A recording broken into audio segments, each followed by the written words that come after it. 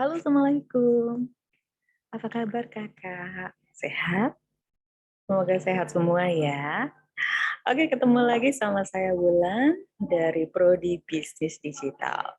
Dan kita sekarang ada di mata kuliah pengantar akuntansi. Kita nanti akan membahas mengenai laporan laba rugi. Oke, siap semua? Ketawaku jahat banget. Ya, oke, kita masuk ke laporan laba rugi ya. Laporan laba rugi adalah satu laporan yang mencerminkan kinerja aktivitas keuangan perusahaan dalam satu periode tertentu. Isinya adalah pendapatan perusahaan nanti akan dibandingkan dengan biaya-biaya yang dikeluarkan.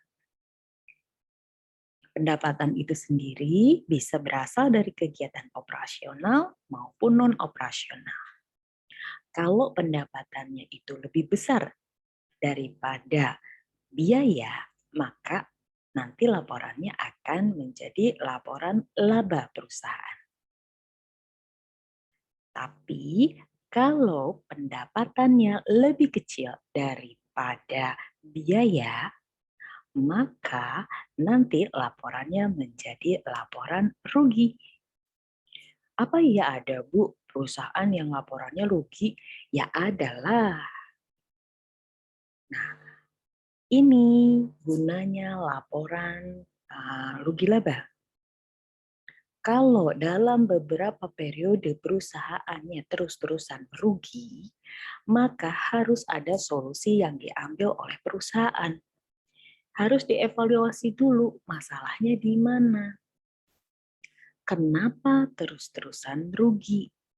Apakah ada masalah dari SDM-nya, atau dari produknya, atau mungkin dari kemasannya, atau dari pemasarannya? Kenapa bisa perusahaan ini merugi terus? Atau mungkin ternyata ada kebocoran biaya. Biaya mungkin semuanya sebetulnya nggak masalah, tapi ternyata ada biaya listrik yang besar sekali. Karena apa? Oh, nggak pernah dimatikan ruangannya 24 jam, selama berapa jam, mesin-mesin AC-AC juga pada nyala. Bisa saja karena itu. Udah mah pendapatannya kecil, habis buat bayar biaya listrik. Habis buat biaya air. Air kenapa bisa besar? Karena ada kebocoran. Pipa-pipa bocor, keran bocor, nggak diperbaiki. Itu kan nantinya kalau yang bocor cuma satu, kalau ternyata yang bocor banyak di pabrik, kemudian kita biarkan, biayanya bisa saja membengkak. Seperti itu ya teman-teman ya. Jadi laporan keuangan ini juga nantinya kita bisa menganalisa. Kalau kita rugi, ruginya di mana? Karena apa? Karena biaya apa? Karena beban apa nih yang gede? Kita bisa fokus ke situ.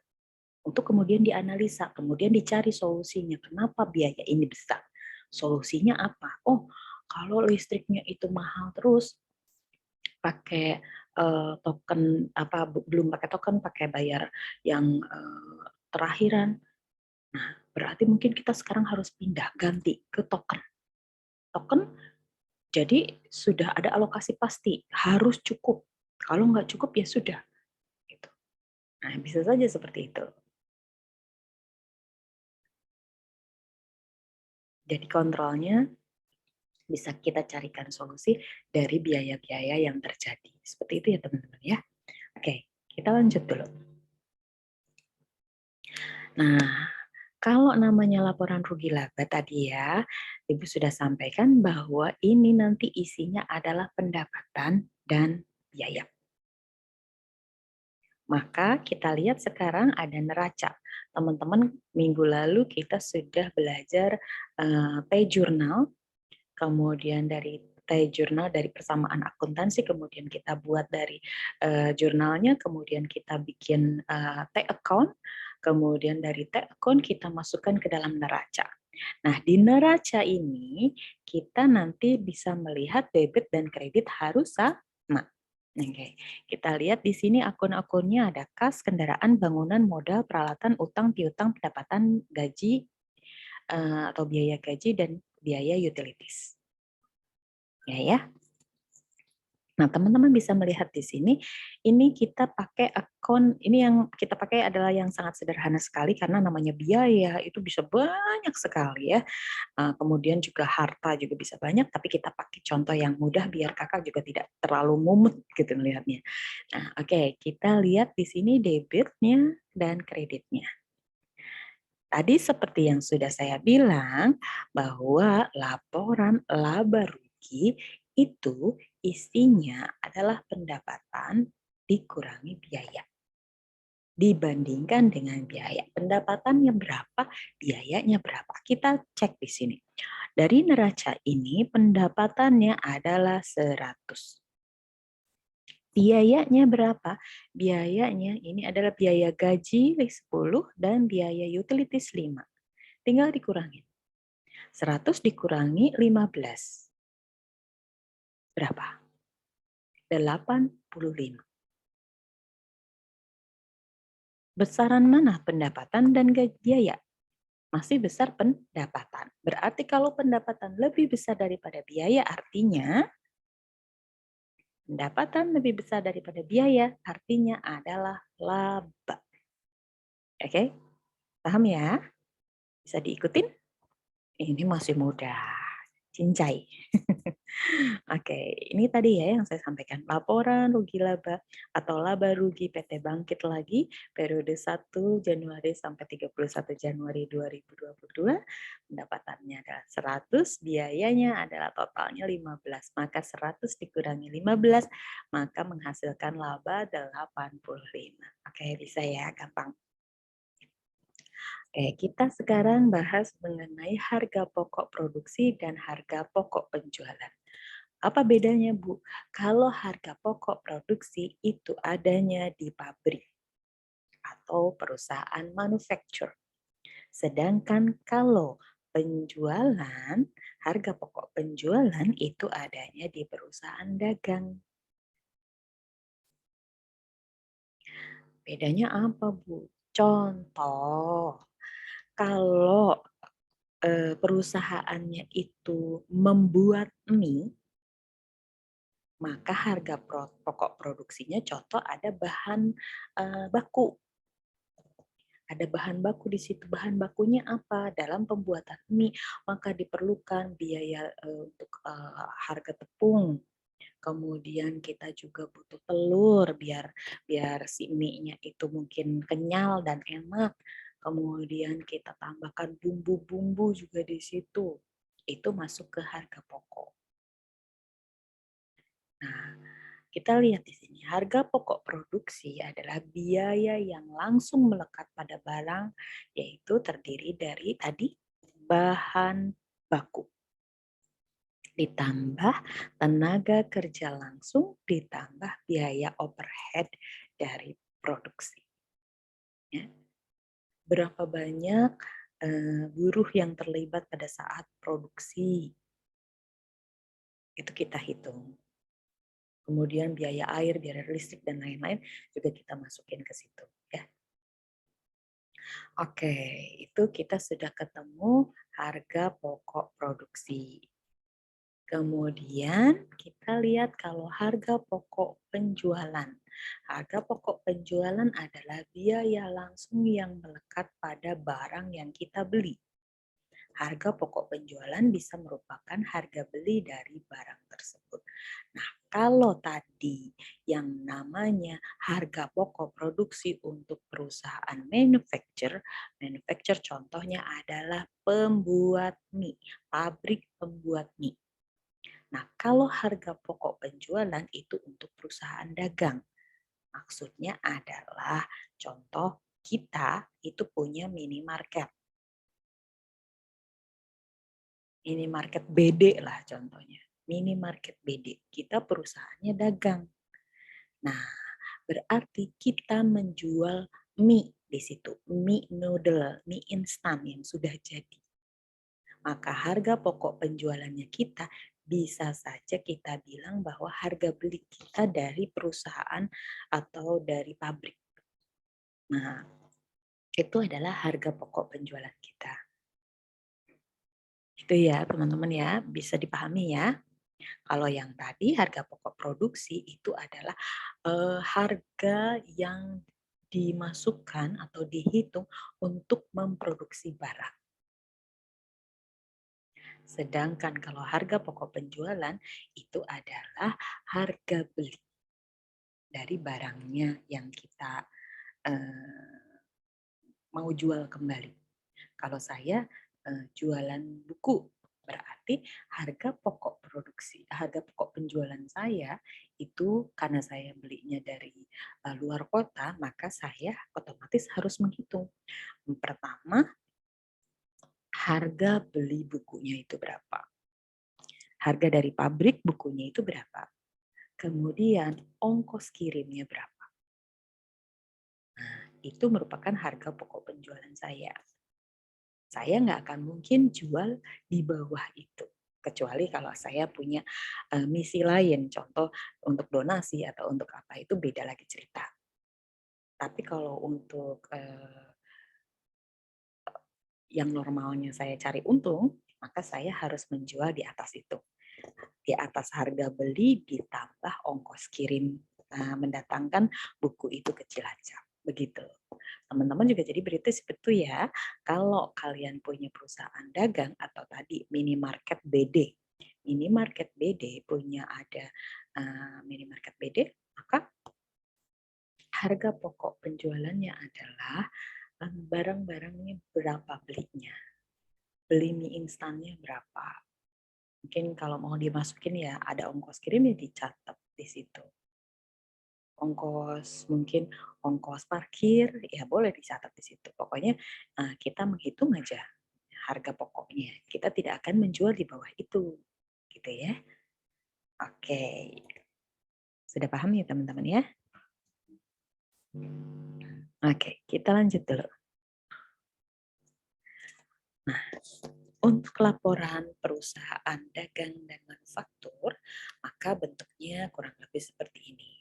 Penjualan dikurangi HPP atau harga pokok penjualan, nanti ketemu laba kotor. Kemudian dikurangin lagi nanti ada biaya operasional. Ada biaya operasional itu apa aja? Banyak. Ada biaya pemasaran, kemudian biaya administrasi dan umum, biaya air, biaya listrik, biaya AC lagi, biaya wifi mungkin kalau memang ada, dan lain-lain ya. Biaya pulsa kalau memang itu diperlukan, dimasukkan kalau memang itu di cover oleh perusahaan, ya itu bisa dimasukkan ke situ. Nanti di total. Nah, kemudian laba kotornya tadi dikurangi oleh biaya-biaya atau beban-beban, maka nanti akan ketemu total biaya operasionalnya berapa, maka nanti akan ketemu laba operasional. Laba ya, kita positif thinking. Bu, kalau ternyata penjualannya lebih kecil daripada biaya, ya ini namanya rugi operasional. Tapi kita berharapnya laba. Ya. Penjualan harus lebih besar daripada biaya. Kok penjualan sih? Kan penjualan bukan pendapatan. Siapa bilang? Penjualan mendatangkan penghasilan untuk perusahaan. Penjualan mendatangkan pendapatan. Jadi penjualan itu dikategorikan sebagai pendapatan. Jadi bisa masuk ke dalam laporan rugi laba. Bu, nanti di sini kita kalau ada jual bukan cuman jualan produknya kita jualan apa gitu. Kita contoh perusahaannya adalah perusahaan uh, jualannya ada sebenarnya saya jualannya jualan nasi rames. Contoh. Tapi selain nasi rames saya juga jualan pulsa. Itu gimana, Bu? Ya itu berarti penjualannya dari total penjualan nasi rames. Kemudian kita kurangin dulu dengan HPP. Temu tuh laba kotor. Nanti kan biaya-biayanya apa? Nah, kalau yang namanya penjualan dari yang bukan operasional utama itu bisa kita kategorikan sebagai non operasional. Jadi kita bisa bilang bahwa nanti itu dihitung lagi di bawah pendapatan dan biaya non operasional. berapa dari penjualan pulsa, kemudian biayanya apa? Mungkin biaya nggak ada biaya tambahan ya karena memang kan cuman additional, contoh kayak gitu, biayanya ya sama aja dengan tadi biaya operasional, ya berarti nggak usah ada tambahan lagi, nggak usah dimasukin lagi, biaya non operasionalnya nggak ada, kecuali kalau ada orang khusus di situ yang jaga standnya, yang orang yang khusus standby untuk selalu duduk di situ, berarti kan kita harus gaji orang itu.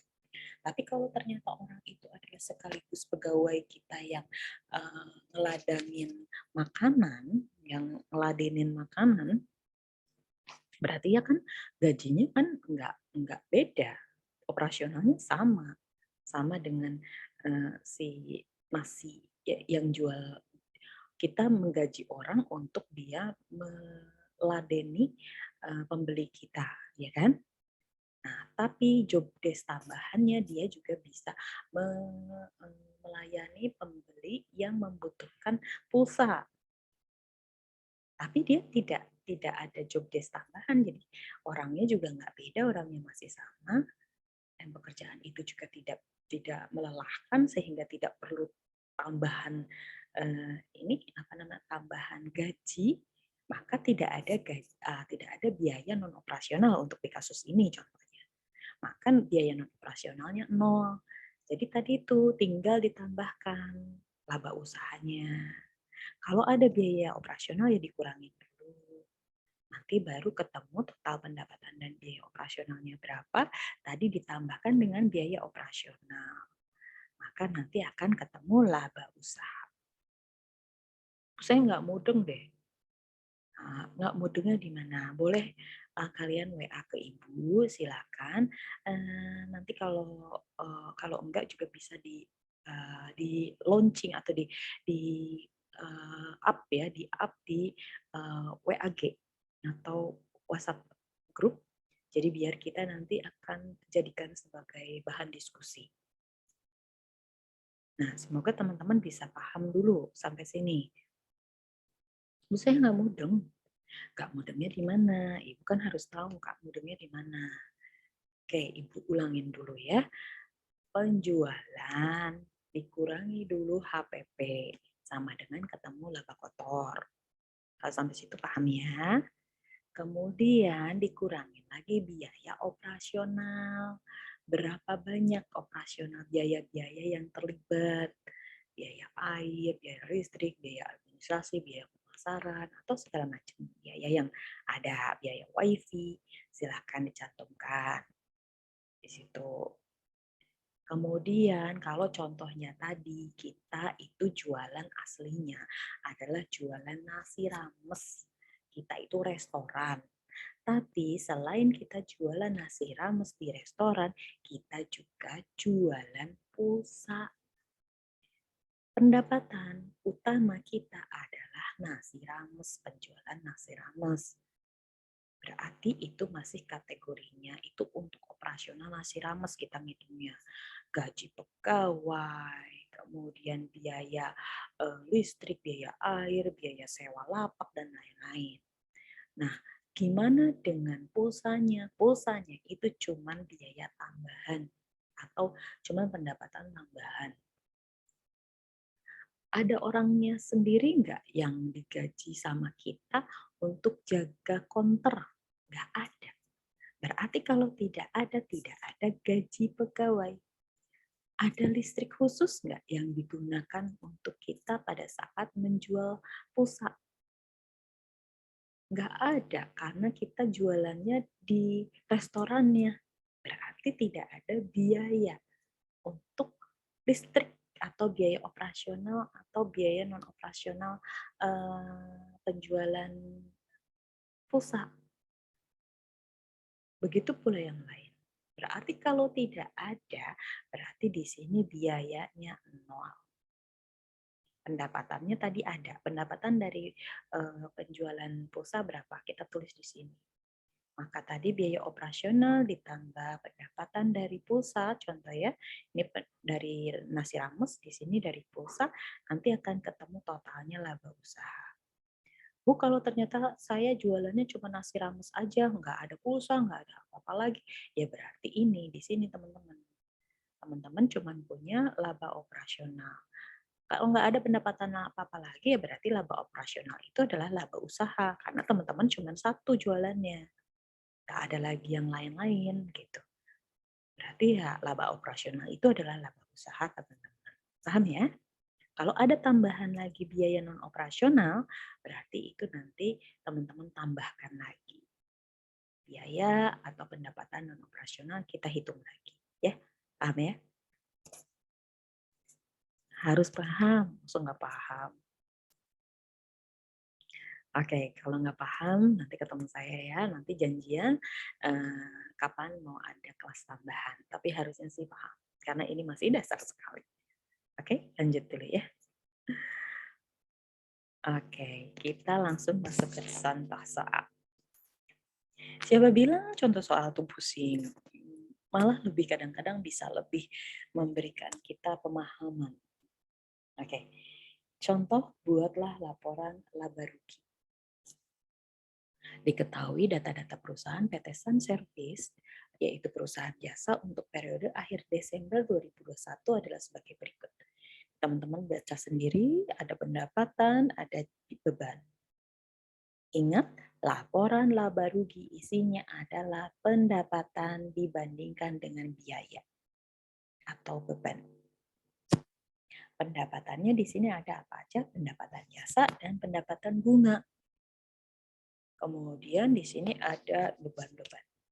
Jadi kalau bikin laporan rugi laba, pendapatannya ditambahkan dulu ini dan ini, dikurangin ini semua. Nanti masalah mana? Pendapatan atau gaji? Beban. Beban gaji plus beban lain-lain ya. Kalau pendapatannya lebih besar, maka laba. Kalau ternyata bebannya ini yang lebih besar, maka rugi. Oke, kita lihat di sini. PT Sun Service laporan laba rugi per 31 Desember 2021. Pendapatannya kita hitung, kemudian bebannya kita hitung.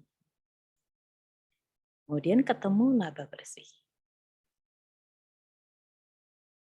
Ini 50.500.000 dikurangin 16.700.000. Ketemu 33.800.000. Seperti itu. Aslinya kayak gitu aja. Pendapatan dikurangin beban. Paham ya? Total beban. Oke, kalau contoh yang kedua, adanya pajak penghasilan 10%.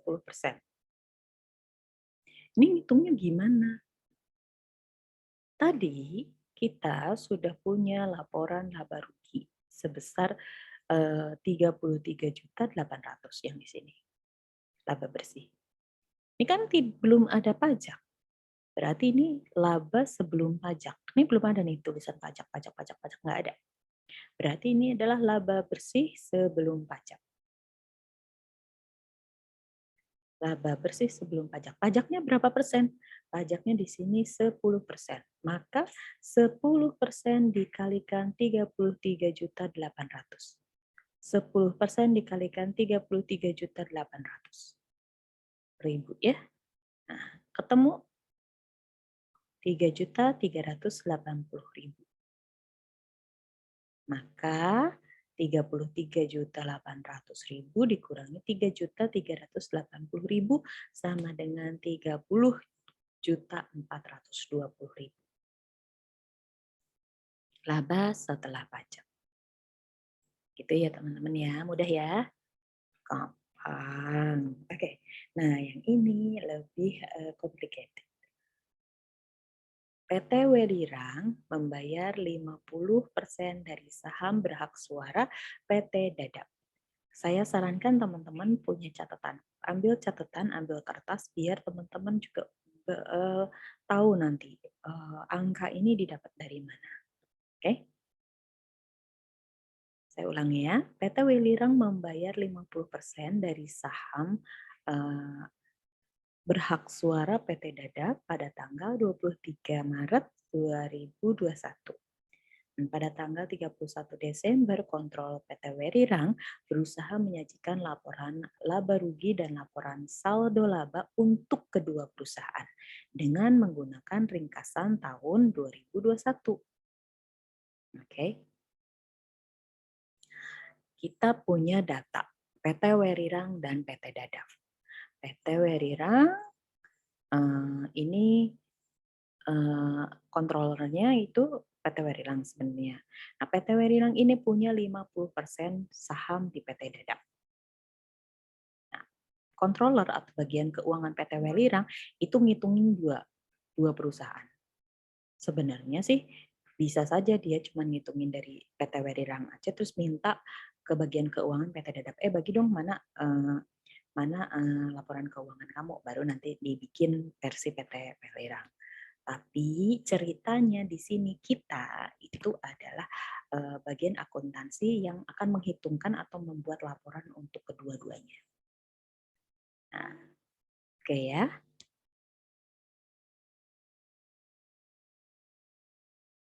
Ini informasinya. Ada penjualan bersih, beban, kemudian ada beban lainnya, ada dividen dibayarkan, dan saldo laba. PT Werirang menggunakan metode ekuitas untuk mencatat investasinya di PT Dadap. Controller juga memperhatikan transaksi spesifik untuk PT Dadap selama 2021 yang belum disajikan dalam data tersebut di atas. Ada beberapa informasi tambahan yang belum dicantumkan di sini, tapi sudah di notes, sudah dibuat catatan. Ini catatannya tambahan. Pada tanggal 30 Juni 2021, PT Dadap mengalami kerugian luar biasa sebesar 10 juta akibat letusan Gunung Kelut yang dekat dengan fasilitasnya.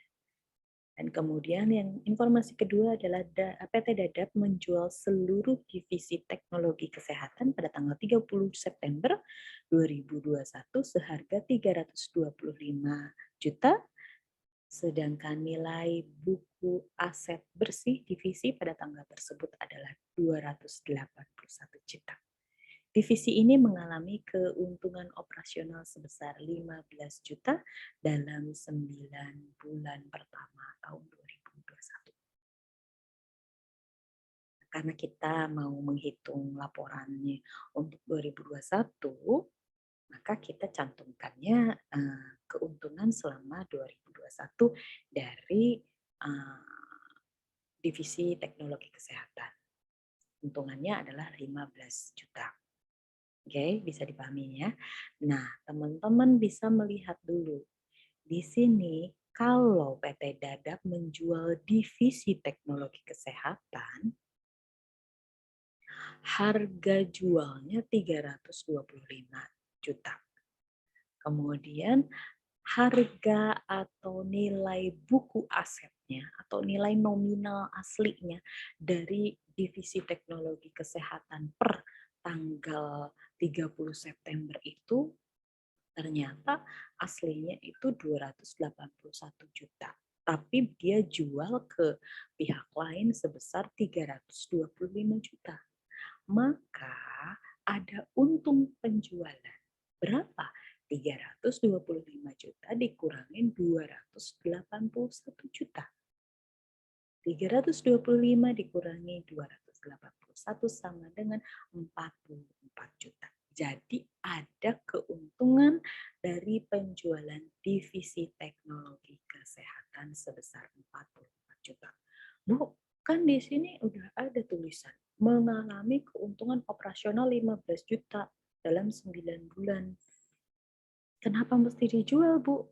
Namanya perusahaan itu sudah punya keputusan internalnya mereka sendiri. Ya, tapi kenapa, Bu?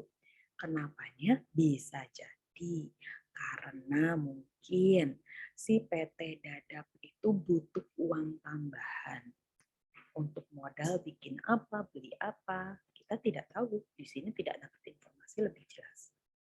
Tapi yang pasti dia sudah mengalami kerugian letusan Gunung Kelut 10 juta. Dia butuh tambahan lagi. Dari mana nih? Jual apa lagi nih? Jual saham? Atau jual apa? Jual saham gimana? Orang 50% sudah dibeli sama Welirang. Kalau dia jual lagi berarti sahamnya dia nanti lebih kecil. Ya kan? Nanti akan bingung lagi dari mana, dari saham preference atau dia ngutang ke orang, malah nanti lebih parah lagi. Jadi mungkin divisi teknologi kesehatan itu hanya salah satu dari divisi banyak yang ada di tempat dia. Jadi dia jual bisa saja karena keuntungan operasionalnya ini paling kecil dibandingkan dengan keuntungan operasional divisi-divisi lain. Maka dia putuskan, manajemen putuskan untuk menjual divisi ini. Bisa jadi seperti itu. Gitu ya teman-teman ya. Jadi bisa saja seperti ini meskipun divisi ini mengalami keuntungan operasional sebesar 15%. Tapi kenapa bisa dijual? Ya banyak. Kemungkinan itu kenapanya itu bisa banyak hal. Ya salah satunya itu tadi. Bisa jadi ini cuma salah satu divisi. Dan divisi-divisi lain, mungkin teknologi informatika atau mungkin teknologi digital atau punya divisi-divisi yang lain itu mungkin pemasukannya atau keuntungannya jauh lebih besar daripada 15 juta. Makanya yang dikorbankan yang 15 juta ini. Oke ya, paham ya sampai situ ya? Oke, kemudian yang ketiga informasi tambahan adalah selama tahun 2021 PT Dadap menjual truk pengantarnya. Ini dijual karena mengalami kecelakaan. Jadi penjualannya ini minus, rugi 5 juta. Karena memang dia truknya ini sudah mengalami kecelakaan. Jadi dia jual rugi aja, nggak apa-apa. Yang penting udahlah silakan keluar dari perusahaan ini gitu. Jadi dijual rugi sebesar 5 juta. Oke? Paham ya? Ini adalah informasi-informasi tambahan yang tidak ada di dalam rangkuman ini. Tapi ini catatan-catatan yang perlu nantinya atau berpengaruh terhadap laporan rugi laba. Karena ini ada biaya-biaya, ada kerugian, kemudian ada keuntungan. Nah, ini masuk ke rugi laba. Oke? Bisa ditangkap ya teman-teman ya. Nah, ini soalnya adalah siapkan atau buatlah laporan rugi laba dan laporan saldo laba PT Dadap untuk 2021. Enggak cukup sampai di sana, kita bikin 2 perusahaan dan 2 laporan masing-masing. Jadi nanti kita akan bikin 4 laporan laba rugi dan laporan saldo laba PT Dadap dan laporan laba rugi dan laporan saldo laba PT Werirang. Ya. Mumet? Belum mumet. Oke, sekarang kita akan mulai kerjakan. Kita kerjakan dari PT Dadap dulu. Karena kan PT Dadap itu yang dibeli sahamnya oleh PT Werirang. Jadi nanti PT Dadap untung atau ruginya nanti berpengaruh terhadap PT Werirang. Ya, jadi kalau PT Werirang apapun yang di sini tidak berpengaruh terhadap PT Dadap karena dia tidak punya saham, sedangkan PT Werirang punya sahamnya PT Dadap. Jadi apapun yang terjadi dengan PT Dadap akan berpengaruh terhadap Werirang, tapi apapun yang berpengaruh atau terjadi pada PT Werirang ya tidak secara langsung berpengaruh terhadap PT Dadap, kecuali yang mungkin nanti dijual sahamnya kalau rugi. Gitu ya. Oke. Kita berarti mulainya dari PT Dadap dulu. Kita lihat di sini. PT Dadap, kita lihat penjualan bersihnya 350. Kemudian ada beban pokok penjualannya 280. Kita hitung dulu. 350 dikurangi 280 berapa? Ketemu itu laba kotor. Nah, kalau sudah ketemu, ini kita kan PT Dadap ya. Kita sudah fokusnya ke sini dulu. Yang ini jangan dulu dilihat.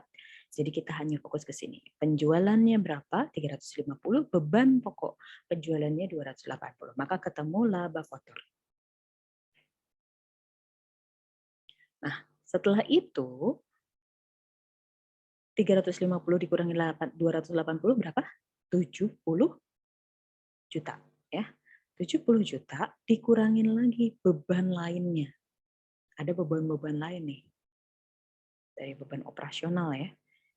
Nah, itu berapa? 15. Kemudian kita cek di sini. Ada lagi nggak yang mengakibatkan kerugian?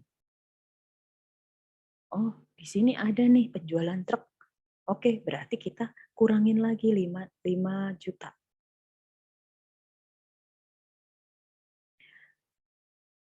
Tadi laba kotornya dikurangin 15 juta, dikurangin lagi 5 juta. Kerugian dari penjualan truk. Nanti ketemu laba pendapatan operasional atau laba operasionalnya adalah 70 juta dikurangin 20 juta sama dengan 50 juta. Ini teman-teman lihat di sini.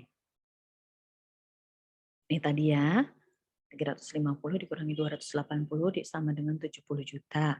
Dikurangin lagi 15 juta karena ada beban lain dan kerugian penjualan truk 5 juta. Ini totalnya minus 20 juta. Maka pendapatan dari PT Dadap, pendapatan operasionalnya adalah 50 juta. Ini dilanjutkan. Karena kan memang masih continue. Tapi ada pendapatan yang dihentikan atau operasional yang dihentikan. Tapi operasional yang dihentikan itu kan pada tahun ini menghasilkan keuntungan, maka harus dijurnal, maka harus dimasukkan. Nah, keuntungan operasional dari divisi yang dihentikan adalah tadi di sini. Selama 9 bulan sudah menghasilkan 15 juta.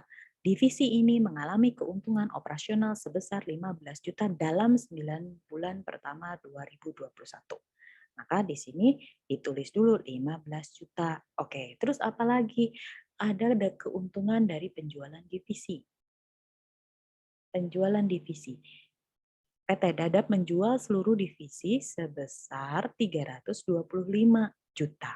Padahal nilai buku aset bersihnya adalah 281. Jadi ada keuntungan. Berapa keuntungannya? 325 dikurangi 281 sama dengan 44 juta. Maka kita masukkan ke sini 44 juta. Ini adalah keuntungan atau pendapatan. 15 juta tambah 44 adalah 59 juta. Maka kita tambahkan operasional yang tadi, pendapatannya ditambahkan dengan keuntungan dari operasi yang dihentikan. Meskipun nantinya dihentikan, tapi tahun ini masih dilaporkan. Dan dilaporkan sebagai keuntungan atau pemasukan. Karena ada uang masuk. Jadi merupakan pendapatan. Ya. Nah, kita tinggal tambahkan. 50 ditambah 59 hasilnya 109. Nah, ini kita tandai sebagai pendapatan sebelum item luar biasa. Maksudnya apa? Karena di sini ada tambahan informasi. Karena di sini ada tambahan informasi. Pada tanggal 30 Juni 2021, PT Dadap mengalami kerugian luar biasa sebesar 10 juta akibat letusan Gunung Kelut. Jadi di sini memang dipisah. Karena ini berupa kerugian yang memang termasuk kategori luar biasa. Karena itu bukan kerugian dari operasional. Bukan karena kita nggak laku loh. Bukan karena kita juga ada hal-hal tertentu yang bikin kerugian itu muncul. Tapi memang kondisi alam, sesuatu hal yang memang tidak bisa kita prediksi dan tidak bisa kita lakukan pencegahan atau apapun itu. Gitu. Itu adalah benar-benar kejadian luar biasa. Maka kita hitung lagi kerugian pada aktivitas vulkaniknya ini adalah 10 juta. 109 juta dikurangi 10 juta hasilnya 99 juta. Ini baru disebut dengan laba bersih. Di dalam soal ini tidak ada pertanyaan tentang pajak, maka tidak dihitung pajaknya. Kalau ada pertanyaan tentang pajak, maka silahkan teman-teman dari laba bersih itu dikurangin lagi pajak. Berapa pajaknya? Tergantung. 7% kah, 10% kah, 15% kah? Monggo nanti disesuaikan dengan soal. Kalau memang 10%, maka laba bersihnya dikalikan 10% pajak. Contoh 99 juta dikalikan 10%. Nanti dikurangkan. Nanti baru ketemu laba bersih setelah pajak. Gitu ya teman-teman ya.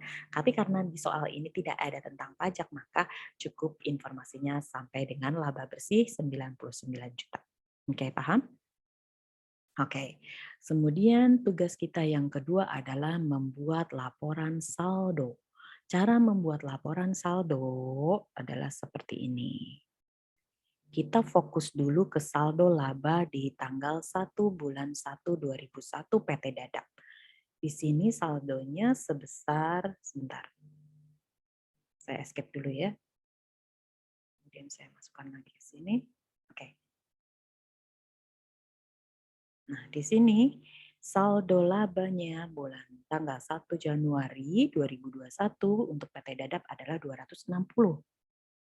Kita udah pegang dulu itu. Kemudian selama 2021 itu ada kejadian apa saja? Ada kejadian kerugian vulkanik 10 juta. Terus ada apa lagi? Ada kerugian jual ini apa namanya? Jual truk 5 juta. Oke, berarti saldo 260 juta dikurangin 10 juta dikurangin 5 juta. Di sini.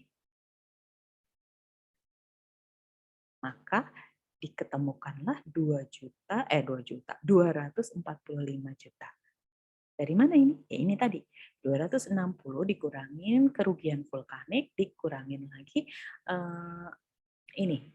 penjualan truk. Kok di sini bukan dikurangin plus? Iya, ini kan pakai kurung nih. Kalau kurungnya dibuka kan sama dengan dikurangin juga 260 juta, dikurangi 10 juta, dikurangi 5 juta.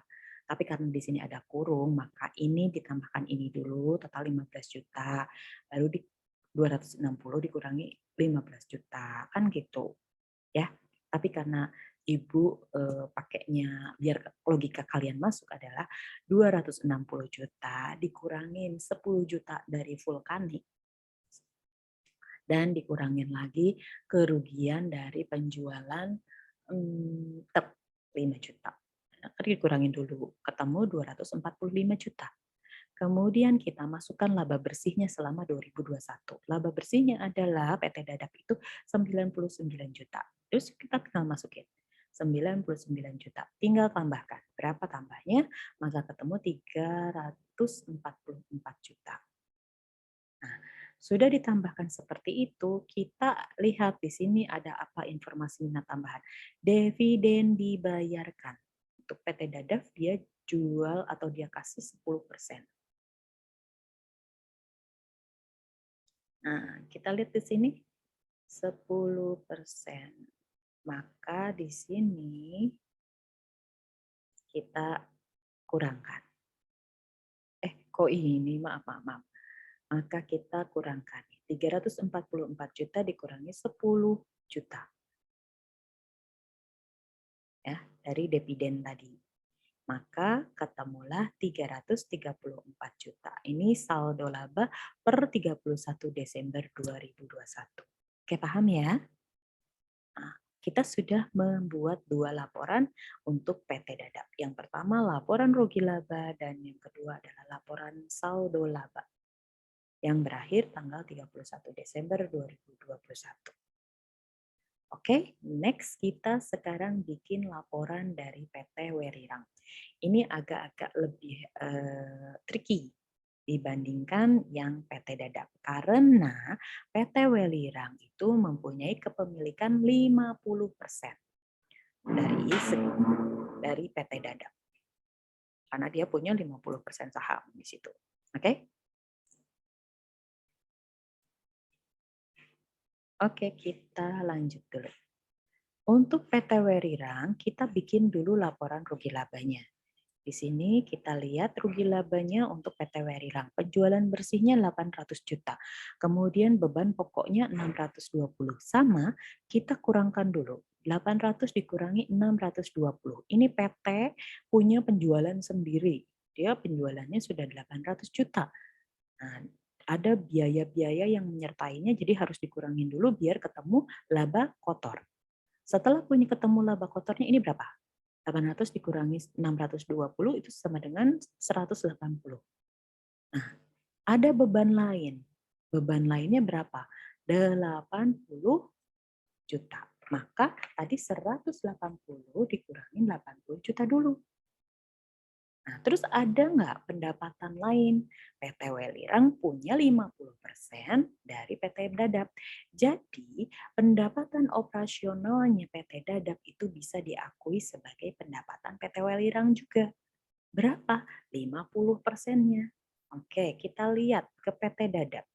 PT Dadap operasionalnya berapa? Operasionalnya PT Dadap 50 juta. Berarti PT Welirang boleh mengakui 50% dikalikan 50 juta. Itu pendapatan. PT Welirang punya pendapatan itu. Nah, seperti ini catatnya ya. 80 juta kan tadi ini biaya dari sini. Paham ya? Sekarang ini ada pendapatan lain dari operasional PT Dadap. Ditambahin dulu. Nah, tinggal 80 juta dikurangi 25 juta sama dengan 55 juta. Tadi laba kotornya 180 dikurangi 55 juta.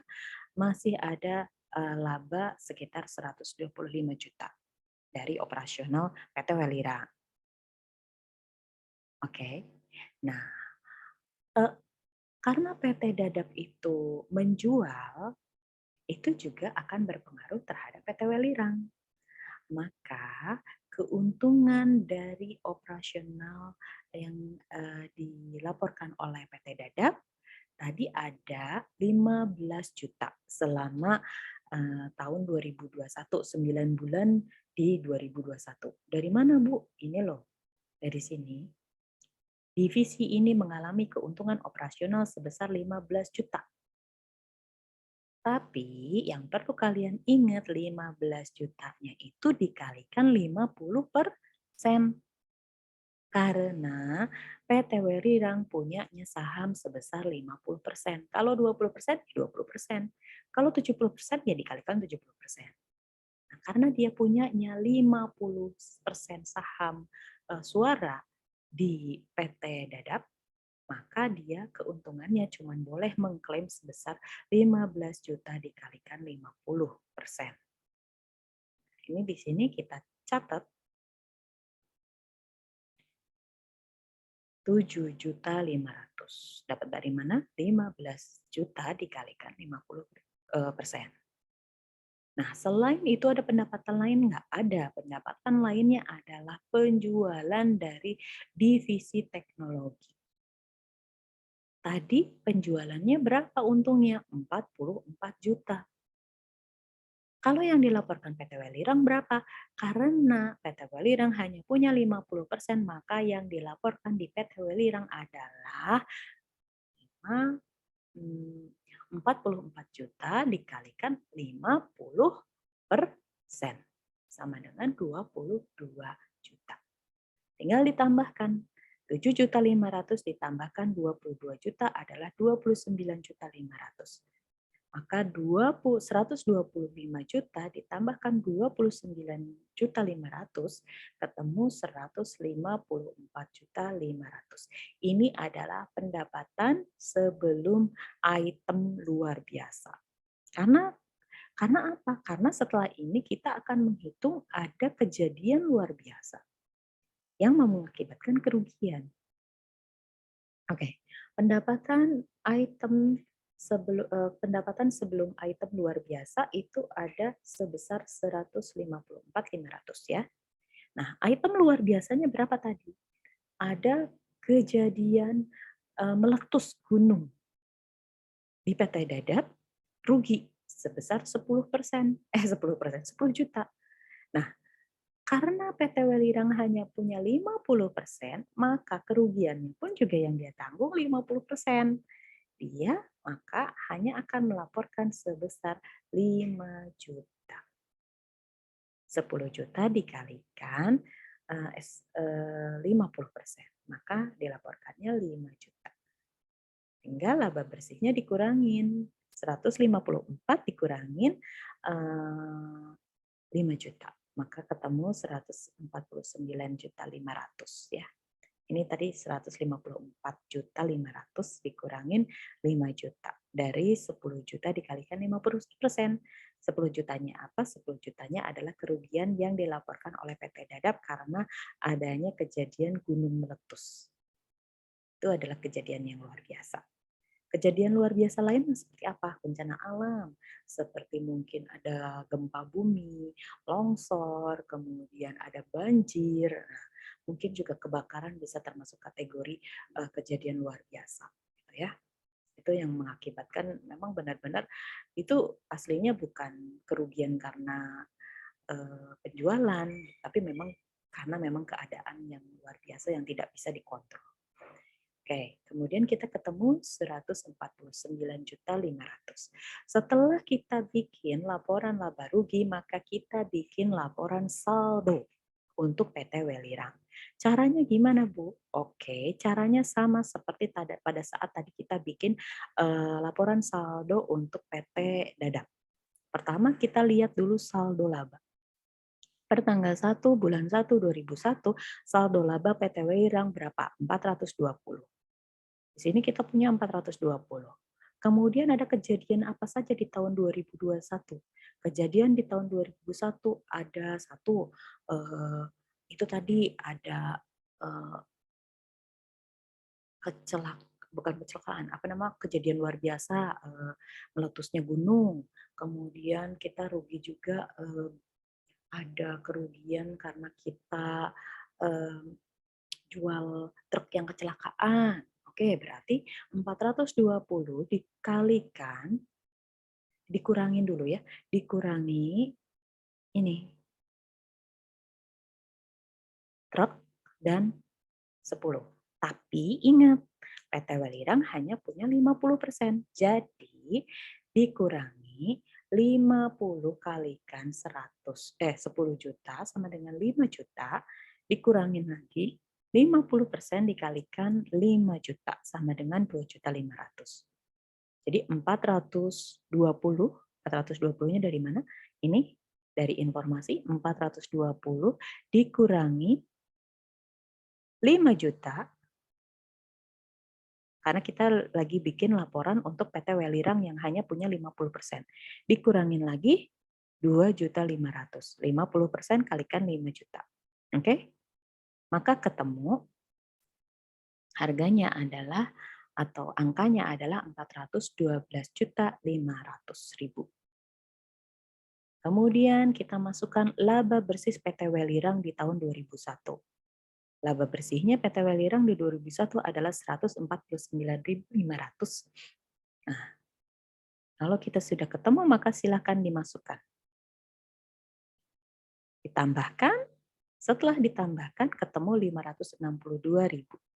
Kemudian informasi tambahan apa lagi yang ada? Informasi tambahan lagi yang ada adalah dividen yang dibayarkan oleh PT Welirang kepada ownernya dia atau kepada pemegang sahamnya dia dan lain-lain. Maka di sini kita bisa tambahkan informasi seperti ini.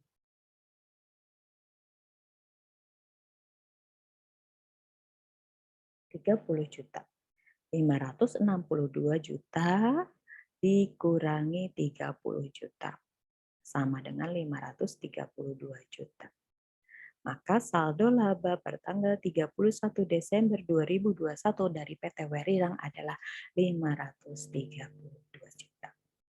Nah, oke. Nggak terlalu pusing ternyata ya teman-teman ya. Oke, saya akhiri dulu. Tapi kalau nanti masih ada pertanyaan, silakan. Saya akan terbuka. Boleh teman-teman WA ke saya, atau juga kita bisa bahas itu di WhatsApp group. Atau Kalau tidak juga paham, maka nanti kita akan tambahkan di kelas tambahan. Silakan si pennya menghubungi saya untuk bikin kelas tambahan untuk membahas materi yang belum Kakak pahami. Oke, gitu aja. Terima kasih teman-teman. Mohon maaf apabila ada penjelasan yang kurang detail. Saya tutup dulu kelas ini dengan ucapan alhamdulillah. Wassalamualaikum warahmatullahi wabarakatuh. Terima kasih ya.